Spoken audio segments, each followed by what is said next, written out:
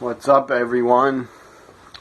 This video you're watching right now is the year in wrestling 1993 part 1.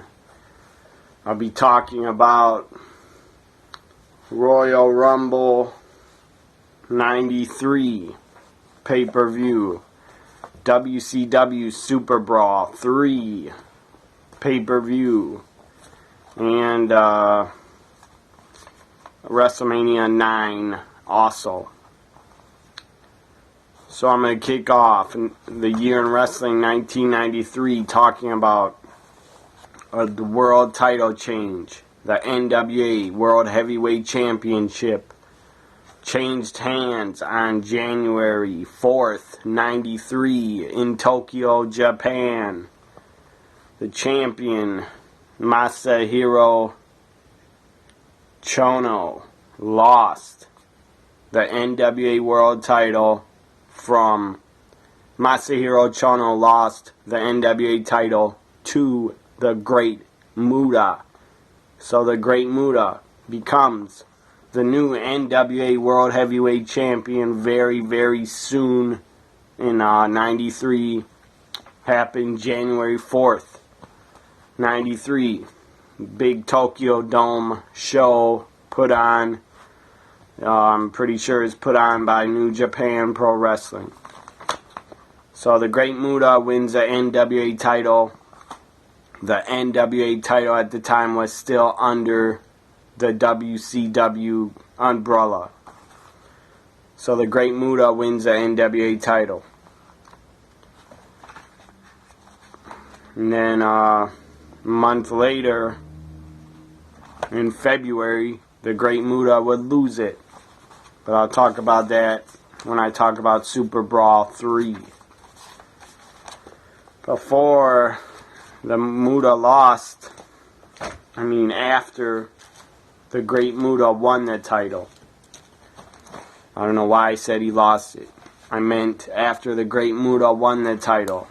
You had some news coming out right after WCW did put on more Clash of the Champion events in 93.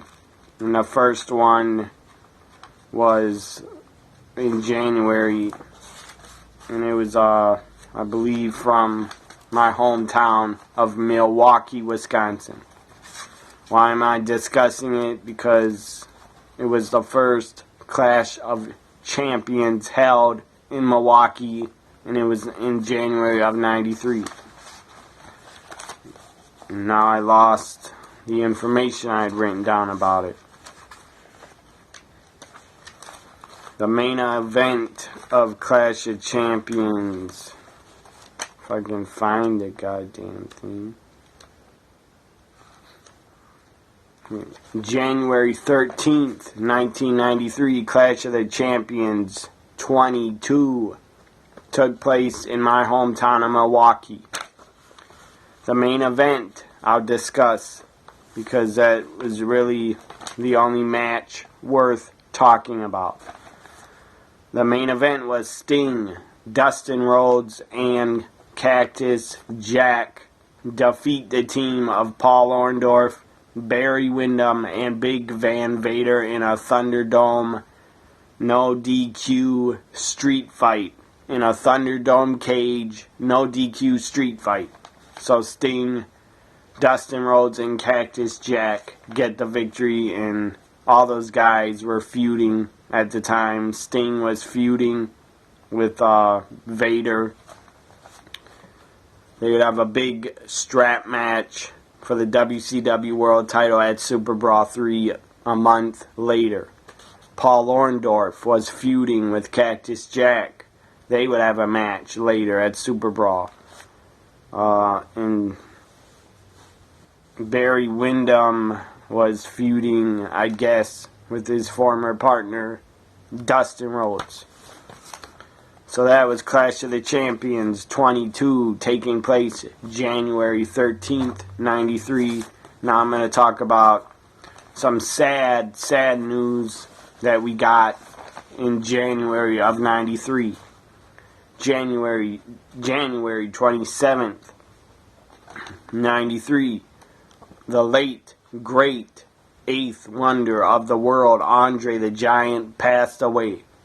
He passed away in France, where he was born, of course. Andre the Giant dies in France of a heart attack while he was in France, and he was actually attending the funeral of his father. Andre the Giant was 46 years old when he passed away. Very sad.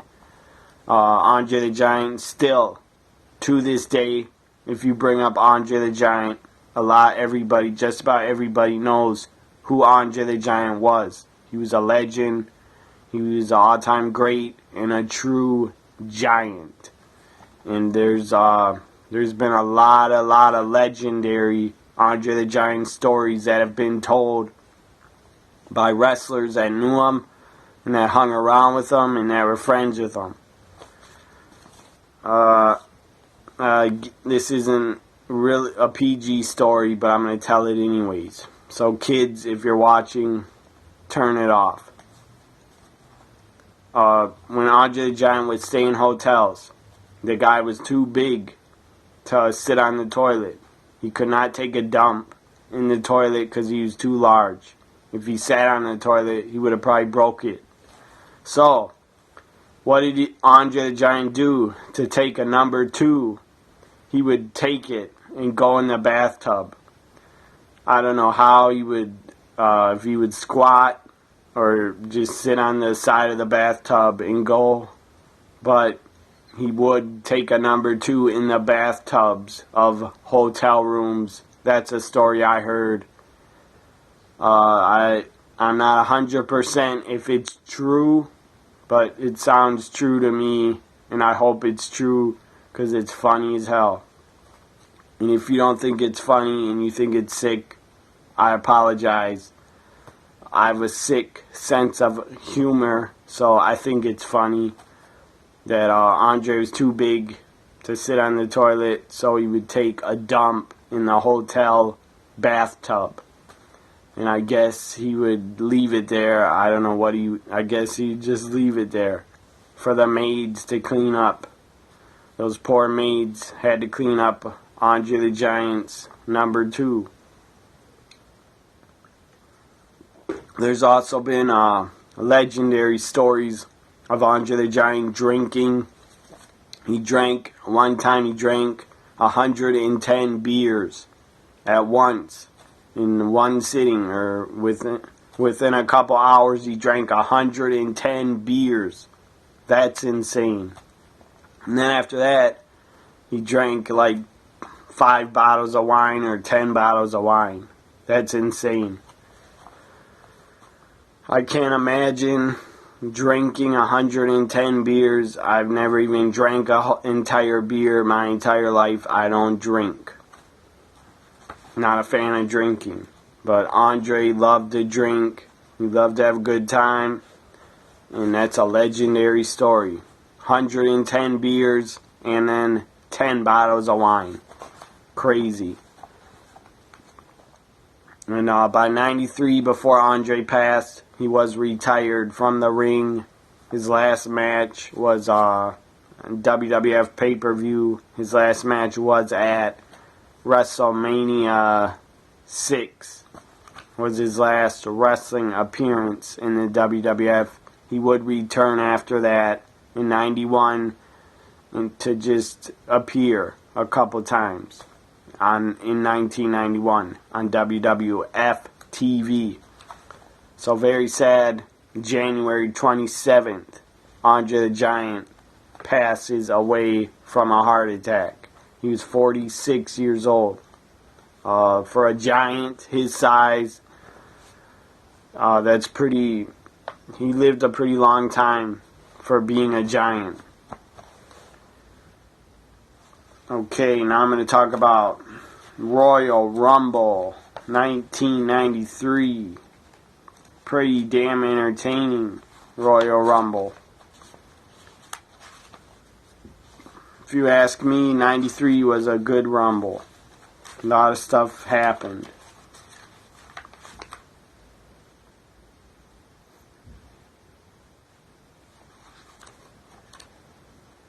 Trying to lost track of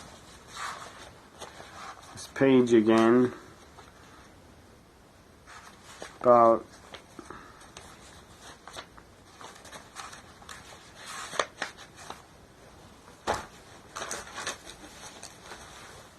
then in February of 93 we would have another death in wrestling that I'll talk about after Royal Rumble. Royal Rumble 93 took place where they started taking place a lot in California. A lot of Royal Rumbles have been in California over and over and over, and a lot of Rumbles have been also in Florida. This Royal Rumble was from Sacramento, California. I don't even think that arena stands anymore. I think they tore it down for a new home for the Sacramento Kings. It used to be called Arco Arena in Sacramento. First match of the pay-per-view, Royal Rumble 93, you had Rick and Scott Steiner, the Steiner brothers, jump to the WWF. This was their first pay-per-view appearance in the WWF. Right after, they might even been tag team champions already. No, they weren't tag team champions. Money Incorporated was. But the Steiners later on in 93 would win the tag titles and have a pretty good run. Steiner brothers, in their first pay-per-view for the WWF, defeated the Beverly Brothers. Up next, you had the Intercontinental Championship on the line. Shawn Michaels defending against his former tag team partner, Marty Jannetty of the Rockers. I believe it was 1992 when Shawn turned on Marty, super kicked him in the barber shop, and threw his head through the glass window to turn heel. So Shawn Michaels was still the Intercontinental Champion. He won it in October of 92. He was still the champ. Shawn Michaels and Marty would have a pretty good match for the Intercontinental title. Sensational Sherry accompanied or came down to the ringside to watch the match because Shawn left her and she was watching the match, and she was basically there for Marty Jannetty. Was Sensational Sherry, the former manager of the Heartbreak Kid. But Sherry would accidentally hit Marty Jannetty with her shoe, and Shawn Michaels wins and retains the Intercontinental title. And after this Royal Rumble, Marty Jannetty would disappear again in the WWF and then come back for a short time in I think in May 93, and he won the Intercontinental title and had like a week reign as Intercontinental Champion. For 1 week he was the Intercontinental Champion, then he lost it back to Shawn Michaels. What was the point of that? The point of it was they wanted something exciting and shocking to happen on Monday Night Raw in 1993 because Raw was new. It was only going on for 5 months on USA Network, so they had Marty Jannetty win the Intercontinental title on Raw from May of 93. I could get the date for when he won it. Just give me a little bit of time.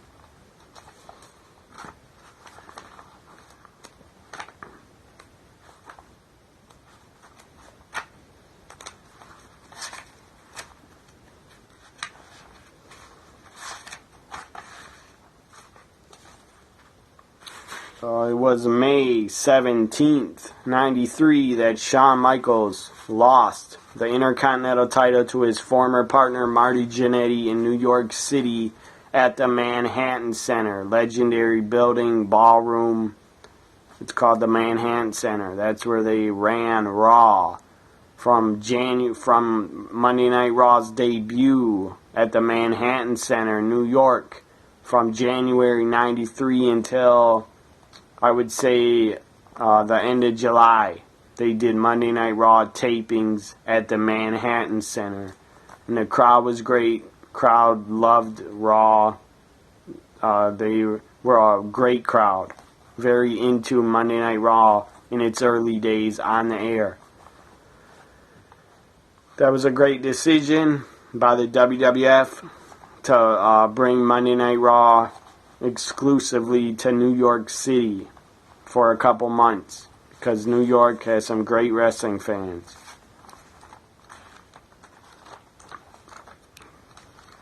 As I said, Marty won the title May 17th, and then he loses it not a week later, but Marty lost it on June 6th, 93, after winning it May 17th. So he didn't even have a 1 month run as Intercontinental Champ. In Monday Night Raw, I don't exactly know the exact date. I know they started in January of 93. May have been January, I don't know, maybe January 3rd or the 5th. I didn't look it up on the internet, the exact date. But I know they started in January. And after Royal Rumble 93, Raw, I think Raw was on its second or third episode of Raw after the Royal Rumble 93. So, Shawn beats Marty before Marty would beat Shawn in May. Up next at the Royal Rumble, you had Bam Bam Bigelow defeat the Big Boss Man by pinfall.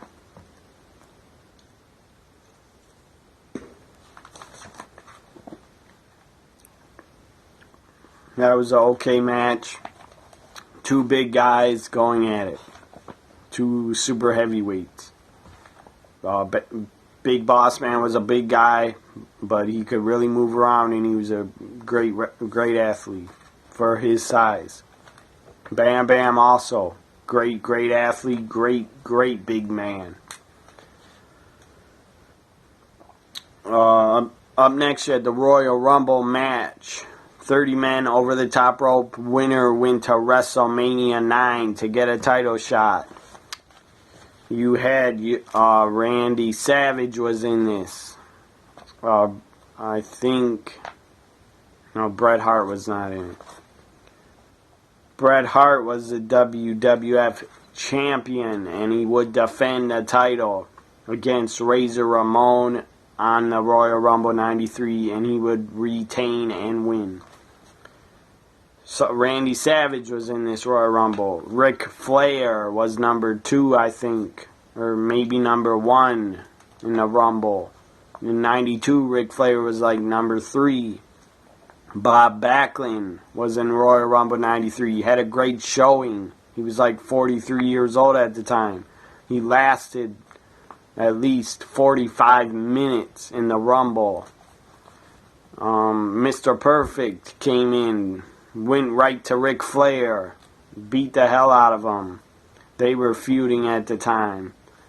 I think Tito Santana, El Matador was in it. Who else? The Giant Gonzalez would appear in the Royal Rumble.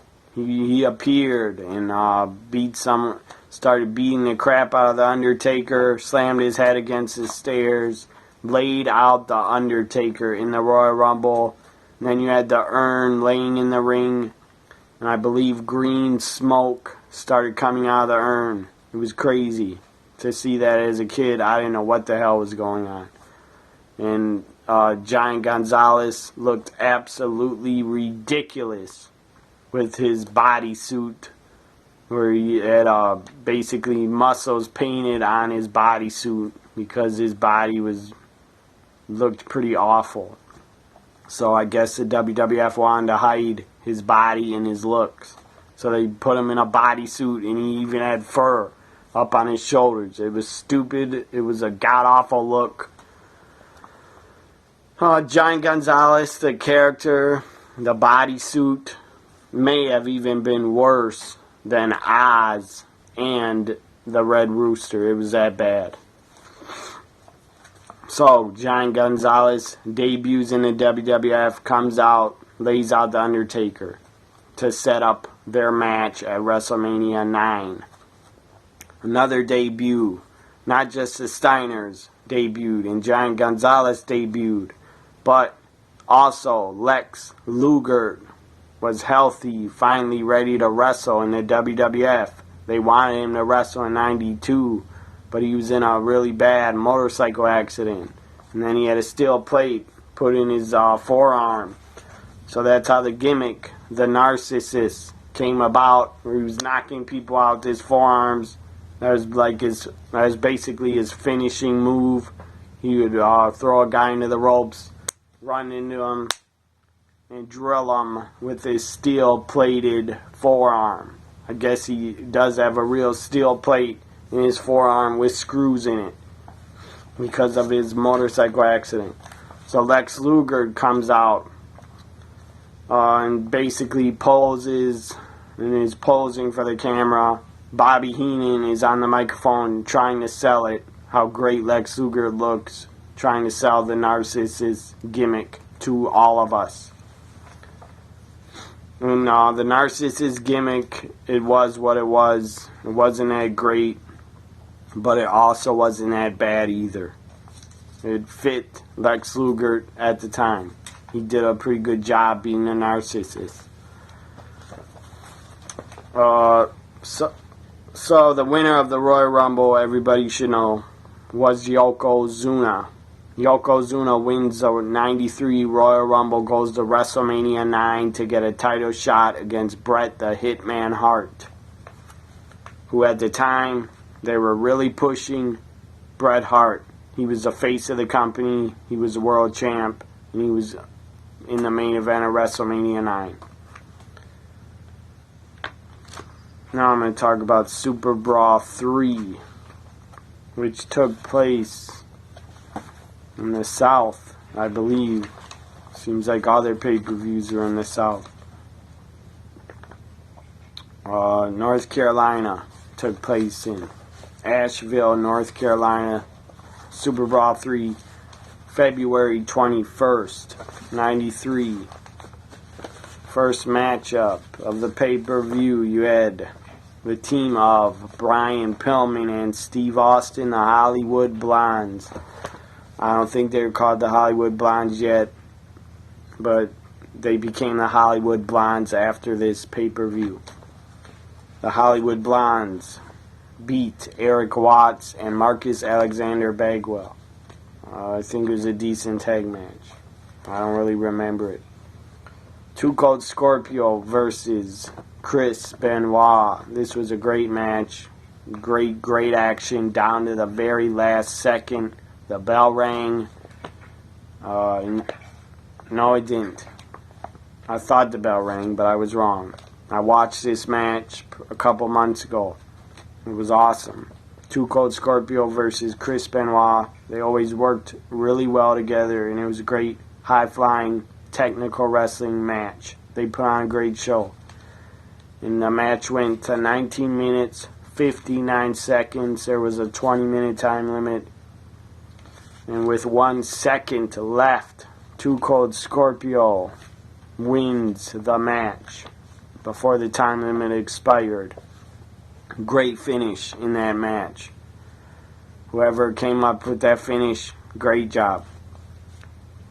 Davey Boy Smith, the British Bulldog, makes his WCW pay-per-view wrestling debut, defeating Wild Bill Irwin. It was pretty cool to see British Bulldog in WCW in 93. I was a fan of WCW. I'd have my aunt tape a lot of the pay-per-views in 92 and 93 because I didn't have cable at the time. And I had no other way to see them. So she would videotape them, give them to me So I was a big fan of WCW in 92 and 93. Basically because I saw their pay-per-views. And I thought they were good.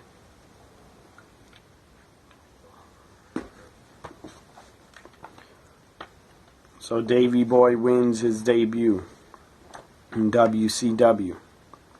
In a Falls Count Anywhere match, Cactus Jack defeated Mr. Wonderful Paul Orndorff. This was a brawl. This was a street fight. It was basically Falls Count Anywhere. They brawled. Paul Orndorff suplexed Cactus Jack on the steel guardrail. That looked like it really hurt. And I felt bad for Mick Foley. Because it looked like it's...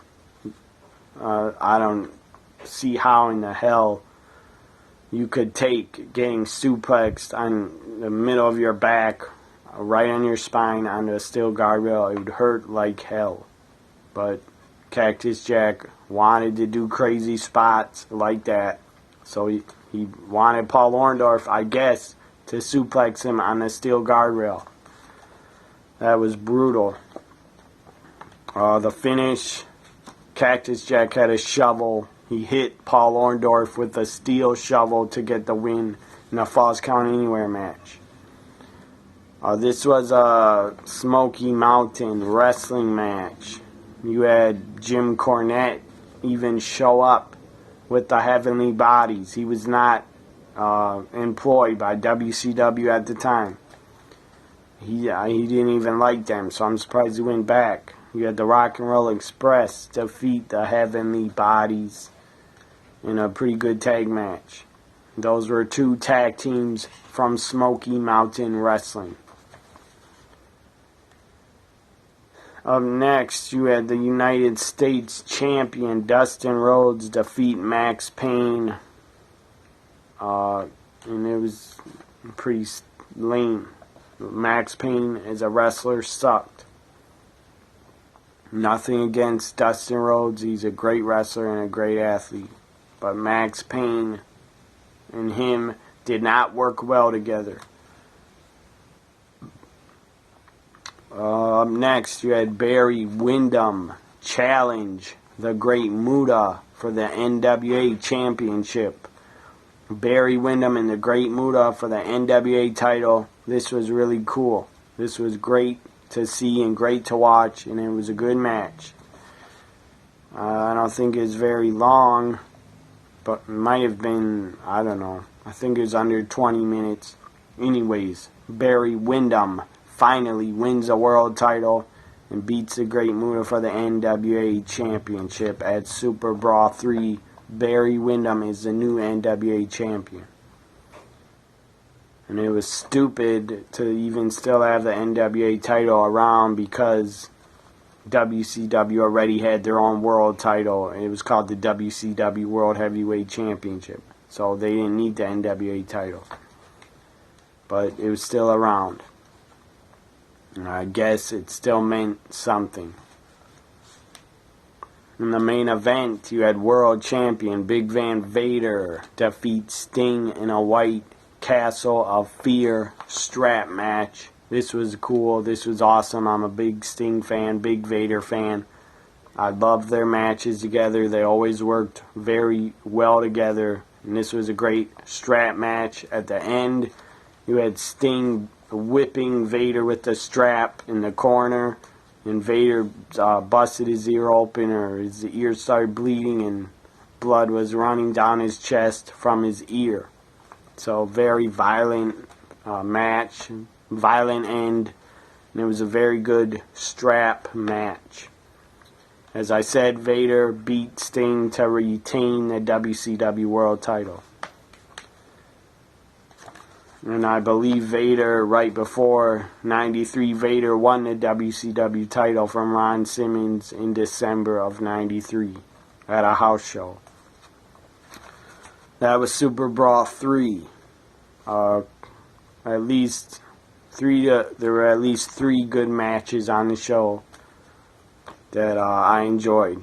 Benoit Scorpio was great. Sting Vader was great. And Barry Windham versus Muta was pretty damn good. So, good pay-per-view was Superbrawl 3. Now I'm going to talk about Wrestlemania 9.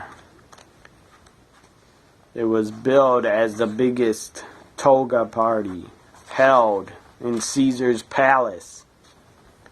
First ever WrestleMania held in Las Vegas, and the only WrestleMania ever held in Las Vegas. Pay-per-view matches. First match was for the Intercontinental Championship. Shawn Michaels was the champion, defending against Tatanka. This was a very good match. Tatanka and Shawn worked very well together. And Shawn Michaels wins by disqualification. Sensational Sherry was at ringside for Tatanka. I believe Luna came to ringside or followed Shawn Michaels to ringside behind him or in front of him. I don't remember. But Luna Vachon was in Shawn Michaels' corner. Sherry was in Tatanka's corner. And Luna would end up attacking Sherry at ringside and beating the hell out of her. And left Sherry laid out on the floor. And Shawn Michaels won by DQ to retain. The Steiner brothers took on the Head Shrinkers. This match was very hard-hitting. It was great tag team wrestling. The Steiner brothers defeat the Head Shrinkers.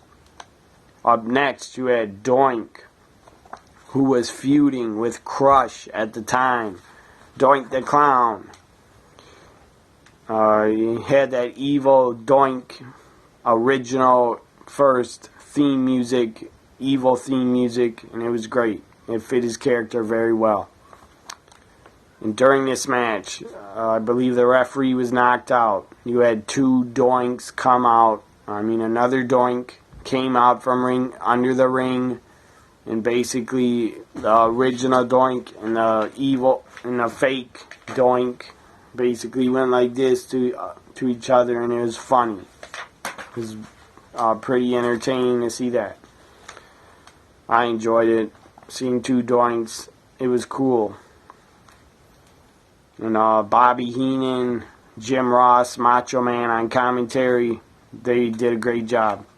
Bobby Heenan again was genius, very genius on commentary, and was super great on commentary on WrestleMania 9. When the second Doink came out, Bobby Heenan even started saying, I didn't see him. At the end of the match, he's saying, I didn't see another Doink. That was an illusion. Just great stuff from Bobby Heenan. One of the all-time greats ever in the history of the business is Bobby Heenan. Up next, you had Razor Ramon defeat Bob Backlund. This was Razor's first WrestleMania and Bob Backlund's first ever WrestleMania. He left at the end of 1983, I believe, to take care of his family and raise his daughter. And he didn't want to be on the road anymore. So Bob Backlund, 10 years later, 1993, Bob Backlund wanted to come back. And he did. And this was his first WrestleMania. Good to see Bob Backlund get a WrestleMania match. Razor defeats him, as I said. And during the Bob Backlund Razor match, Bobby Heenan again was cracking jokes, saying one-liners. He was great. He was calling Bob Backlund. He was saying, "That's Opie." Is that Opie in the show, what the Andy Griffin show? The little boy was called Ron Howard. Was called, I guess his name is Opie. I don't remember, but he was referring and calling Bob Backlund Opie when the match started. That was funny. And he was basically ripping Bob Backlund because he looked so white. Up next, the World Tag Team Champions, Money Incorporated, defeated Brutus the Barber Beefcake and Hulk Hogan by disqualification. This match was stupid.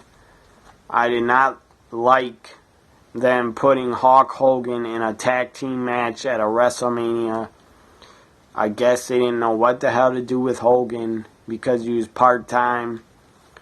And so they just thought, let's put him in a tag team with his friend Brutus and let's call them the Mega Maniacs. It was stupid. I love Hogan to death and I will always be a Hulk Hogan fan. And I'll never bash the guy. But him and Beefcake as a tag team, nobody cared at all. So Money Incorporated retaining was the right decision. Up next, you had a good match between Lex Luger and Mr. Perfect. In a very good match. They worked well together. Lex Luger pinned Mr. Perfect while Kurt Hennig's feet were on the ropes. Like a ref didn't see it. Lex Luger left. And Mr. Perfect followed him. The cameras followed Mr. Perfect all the way to the backstage area. It was light. It was sunny outside. And Mr. Perfect attacks Lex Luger in the backstage area on camera. And then you have Shawn Michaels getting involved. He jumped in the fight and beat the crap out of Mr. Perfect. And then later on, after WrestleMania 9, Mr. Perfect and Shawn Michaels would have a short feud. They even brawled outside of the Manhattan Center in the streets of New York City. They started fighting before Raw started on the air. They started fighting. Mr. Perfect threw, hip tossed. I think he hip tossed Shawn Michaels onto the car. Shawn Michaels smashes the windshield with his boot he was wearing. He claims he got injured really bad. And later on that episode of Monday Night Raw, you can check it out on the network. It happened sometime in May of '93. Or maybe late April. Anyways, they brawled on the streets of New York before Raw started. And then later on in the main event, Shawn Michaels had to defend the Intercontinental title against Hacksaw Jim Duggan in a lumberjack match. Shawn comes out on crutches and says he could not defend his title because Mr. Perfect injured him too bad in the outside fight that they had. It was BS, and Mr. Perfect ran into the ring, beat up Shawn Michaels, and threw him out of the ring. And then I guess the Lumberjacks threw Shawn back into the ring to Hacksaw Jim Duggan, and the Lumberjack match started, and the crowd was really into it. It was a great crowd for that Lumberjack IC title match between Hacksaw and Shawn Michaels. Great crowd during that match. So, as I said, Mr. Perfect and Shawn had a little tiny bit of a feud after WrestleMania 9. Up next, you had The Undertaker continue his streak at WrestleManias, and he went 3-0 when The Undertaker defeated the Giant Gonzalez by disqualification. Giant Gonzalez, everybody should know by now, was El Gigante from WCW. And you can see how much WWF, how much they thought of Giant Gonzalez, because this was his only WrestleMania appearance. He never appeared again at a WrestleMania. So they didn't have much. I guess whoever brought him in, Vince McMahon or whoever, saw that the Giant Gonzalez was not going to work in the WWF. The guy could barely move. It wasn't his fault that he couldn't wrestle. He was just too damn big. He was like 7'5" or taller than that. Just like the Great Khali, the Giant Gonzalez could never wrestle. So Undertaker wins by DQ. In the main event, Yokozuna challenged Bret the Hitman Hart for the WWF Championship. Very exciting match and main event. Was pretty short, but it was still exciting. Bret Hart Yokozuna defeats Bret Hart after Mr. Fuji throws salt in Bret Hart's eyes. And then Yoko pins him 1, 2, 3, wins the title. After the match, you had Mr. Fuji and Yokozuna issue a challenge to Hulk Hogan to get in the ring. They were calling him out. Mr. Fuji was calling him names, saying, Hogan, get in here. My Yokozuna will destroy you, and get in here and fight Yokozuna. Hulk Hogan was checking on Bret Hart at ringside. And Bret Hart, I feel bad for the guy, because WrestleMania 9, it was his main event. It was his WrestleMania moment and his first WrestleMania main event to headline, to end the show. And then the WWF decides, no, we want Hulk Hogan to win the title and beat Yokozuna in like 30 seconds. It couldn't have been longer than 30 seconds. He beat Yokozuna, gave him a couple right hands, clotheslined Yokozuna. Yoko falls on his back. Hogan hits the leg drop, 1, 2, 3. Hulk Hogan wins the WWF title for the 5th time in his career. At WrestleMania 9, the Caesar's Palace explodes. They loved it. There were still a lot of Hulkamaniacs and Hulk Hogan fans. There were still a lot of them around. The crowd loved it. Las Vegas loved it. I'm pretty sure Bret Hart did not love it. I'm sure he hated it, and he had a reason to hate it, because it was Bret's moment, but the company screwed up and decided we're going to give Hulk Hogan the title back, and basically they shoved Bret Hart on the back burner, shoved him behind Hogan. And for the rest of the year in '93, Bret Hart was wrestling in mid-card guys. He was in a feud with nobody that was a top star for the entire year in '93. And then they started, I think in late '93, they started having, or the fall of '93, they started Bret Hart teaming with his brother, the Rocket, Owen Hart, because I don't think they knew what to do with Owen Hart or Bret at the time, so they put them together after they came up with the great storyline, brother versus brother. The great storyline where you had Owen Hart turn on Bret. That was a great storyline, great idea to do that. But after WrestleMania 9, as I said, the next pay-per-view, Bret Hart was wrestling Doink the Clown and Jerry Lawler, because he was in a feud. Well, I guess he did feud with a top star, because Jerry Lawler was a top heel at the time in the WWF. He was a top heel commentator, and he was a heel wrestler the few times he wrestled in '93. So Bret Hart feuds with Jerry Lawler at SummerSlam '93. And then he wrestled Doink also at SummerSlam '93. And then Survivor Series '93, Bret Hart was in a tag elimination match with his other brothers, where you had Owen Hart basically showing signs of turning heel. Owen was pissed that he was the only Hart brother to get eliminated. Came out, pulled Bret off the ropes when Bret was celebrating, and pushed Bret Hart. So that was a sign he was going to turn heel. I still didn't think Owen would turn on Bret at Royal Rumble '94, but he did. And it was awesome. I'm done talking about WrestleMania 9. And I'm also done talking about the year in wrestling 1993, part 1. I'll do part 2 and probably put it on my YouTube channel probably Saturday, on the weekend, this Saturday.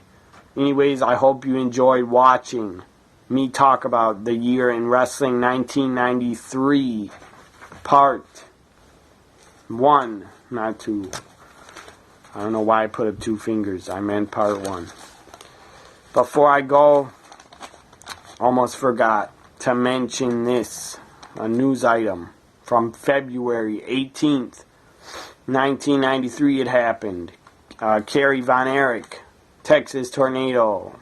If you don't know him as the Texas Tornado, you should know him as Kerry Von Erich from WCCW, one of the Von Erich brothers. The guy was a huge star, and he was a pretty good wrestler, and he had a great body, and he had a great look.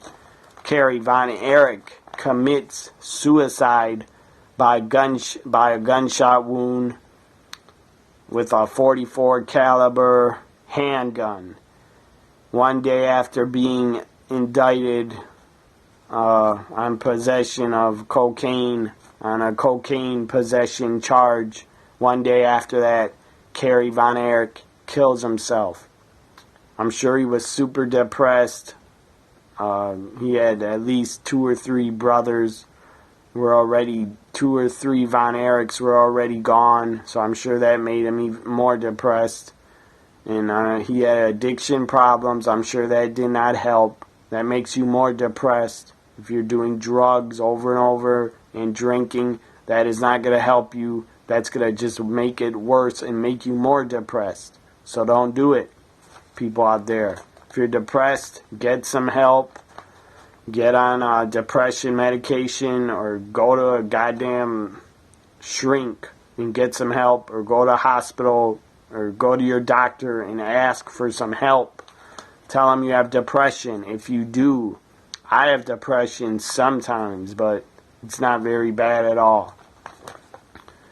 So, Kerry Von Erich, very sad for the wrestling world, commit suicide on February 18th, 1993. He was only 33 years old. Damn shame. Really a real damn shame. Another news item. Right before Wrestlemania 9 in March 11th, 1993. Dino Bravo, former star in the WWF in the late 80s. Everybody should know the name Dino Bravo. That is a longtime wrestling fan. Anyways, Dino Bravo is murdered. Is murdered in a gang style. He's murdered gang style while he was sitting in his living room of his home in Quebec, Canada. Police find 17 empty bullet shells in his house or apartment. So Dino Bravo was murdered. I don't know who murdered him. Very, very sad that he was murdered. Dino Bravo was 44 years old. So, damn. January 93, you had Andre die. February, Kerry Von Erich dies. At least Andre didn't kill himself. Anybody out there that's depressed, do not ever kill yourself. If you have suicidal thoughts, get some help, please. Don't kill yourself. Andre dies in January. Kerry Von Erich dies in February. And Dino Bravo dies in March. Crazy. And this year, 2015, you had Vern Gagne. I believe is late April. Vern Gagne passed away, and then in June we lost the legendary American Dream, Dusty Rhodes. So this year we've had 2 wrestling deaths already, maybe 3. Buddy Landell passed away also. So 3 deaths, maybe more. But 93, you had a lot of deaths in wrestling. Anyways, I'm done now talking about the year in wrestling, 1993, part 1. If you watched, thank you for watching. This video went on a bit too long. I apologize. If you didn't watch it all, you didn't have to. I do these videos and talk about the year in wrestling because I enjoy it and I'm a big wrestling fan. And I would like to share my thoughts about the years in wrestling. Anyways, if you watched, thank you very much.